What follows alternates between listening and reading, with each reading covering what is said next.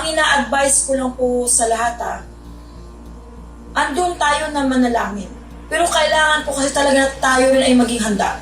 Hindi ko po kasi kayo pinilit na maniwala.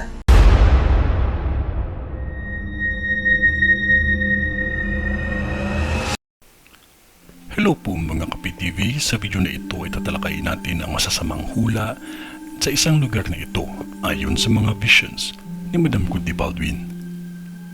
Pero kung ikaw ay hindi pa nakasubscribe sa aking channel, baka naman.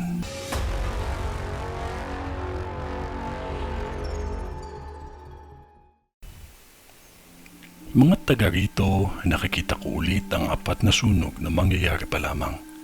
Ang isang sunog ay pagsabog ng gas na hindi na isara. Madaming bahay ang nadamay po dito. Sa lugar ito na kung saan maraming nagtitinda ng mga harina at paggawaan ng mga goma.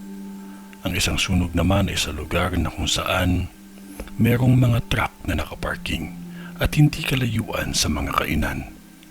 Ang isang sunog ay hindi ito kalayuan sa bus station at ang isa naman ay hindi kalayuan sa chapel. Ngunit mga residente dito, maging maingat kayo dahil may nakakita akong simbahan na nagliyab. Sikapin natin na maging maingat sa lahat ng mga bagay na magiging sanhi ng sunog. Walang problema sa akin kung gustuhin man ninyo ako o hindi. Paniwalaan man ninyo o hindi ang mga babala na nasasabi ko. Ang mahalaga ay maging maingat at alerto sa lahat ng bagay na magiging sanhi ng sunog. Lalo na magtag-init na ang panahon. At higit sa lahat, huwag nating kalimutan ang manalangin tayo palagi. Ito ay ang vision ni Madam sa Marikina. Sa ngalan ng Diyos Ama, ng Diyos Anak, at ng Diyos Espiritu Santo. Amen.